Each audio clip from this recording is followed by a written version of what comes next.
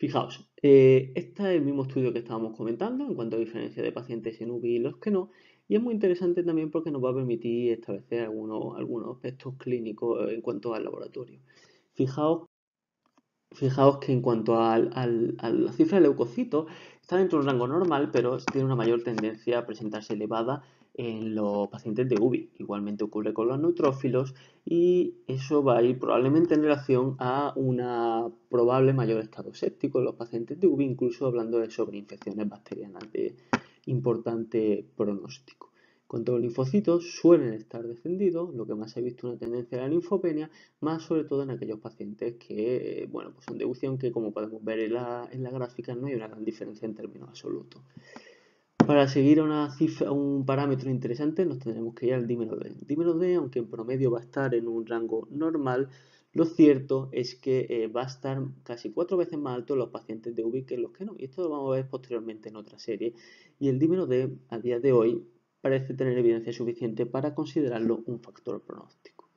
La CKMB también va a estar más alta en los pacientes de UBI que en los que no, aunque en rangos pues parece normales.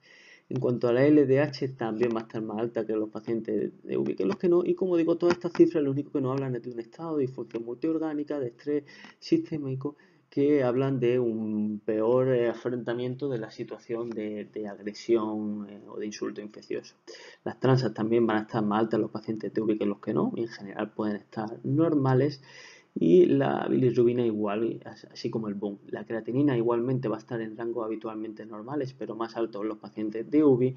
Y esto es interesante, bueno, las troponinas también van a estar más altas en los pacientes de UBI, aunque generalmente negativas. Y la procalcitonina, aquí tendríamos el porcentaje de pacientes que presentan una proca positiva. Vemos que, aunque en promedio no es muy alto, es muy alto el de los pacientes que están en UBI, el 75%, mientras que es bastante más bajo en los que no, que es un 21%. Esto nos puede hablar, como digo, de sepsis y también de sobreinfección bacteriana que implique un peor pronóstico.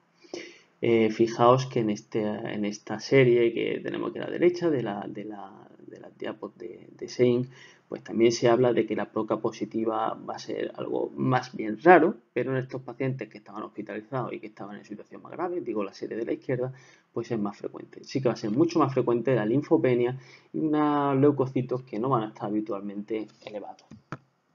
En cuanto a la serología, fijaos que bueno, tenemos un pequeño hándicap y es que si bien es cierto que se ha empezado a detectar IgM y IgG a los 5 días, técnicamente o mejor dicho comercialmente aún no está disponible.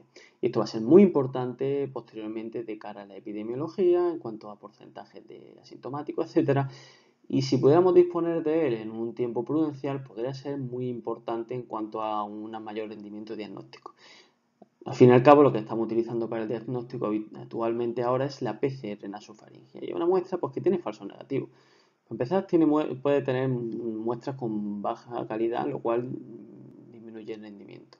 Además, la recogida se influencia de si es demasiado temprano o tarde, si el manejo o el envío es inadecuado o incluso de mutaciones posibles que pudieran acontecer. En cuanto a la imagen, ya he comentado, imágenes in vitro de ilustrado más o menos condensaciones en correspondencia a un patrón de neumonía vírica y en el escáner se ha visto por una tendencia a la bilateralidad, que sea periférico, que se ubique más en lóbulos inferiores, es menos frecuente engrosamiento pleural, derrame o linfadenopatía y esto es llamativo, puede anteceder a lo que es la propia PCR, pero esto está muy limitado en cuanto a utilizarlo como estrategia.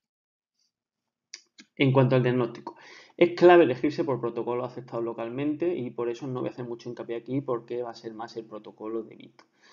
Pero sí que es verdad que habitualmente se ha aceptado considerar en pacientes con fiebre y o síntomas respiratorios que en los últimos 14 días hayan tenido un contacto estrecho con un caso confirmado o probable, se entiende por contacto estrecho, menos de 2 metros, tiempo prolongado sin EPI o contacto con secreciones infectantes sin EPI, residencia o viaje a zonas de transmisión comunitaria, ahora hablaremos sobre cuáles son, y posible exposición por estancia o eventos en medios donde se hayan diagnosticado casos.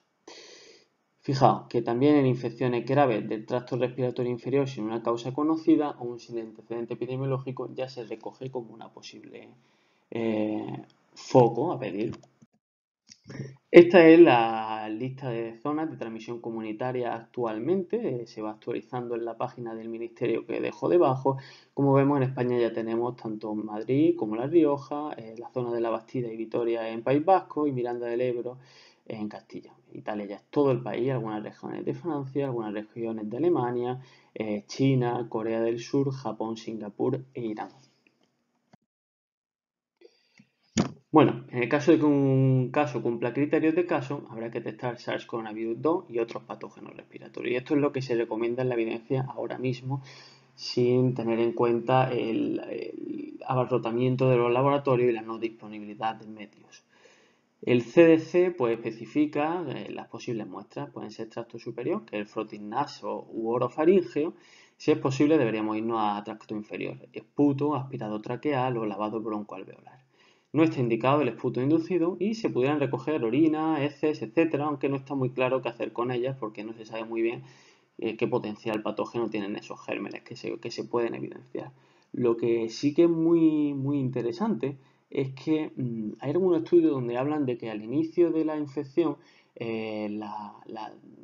la determinación o la expulsión de virus es más frecuente en la PCR naso-orofaringia, mientras que en los últimos estadios de la enfermedad pudiera ser que estuviese más frecuente en heces, lo cual es llamativo. Eh, Fijaos que si una PCR es positiva, pues estaría confirmado, y si es negativo, si una sospecha es alta, pues habría que repetir múltiples muestras respiratorias, a ser posible distintas a las que ya hemos tomado.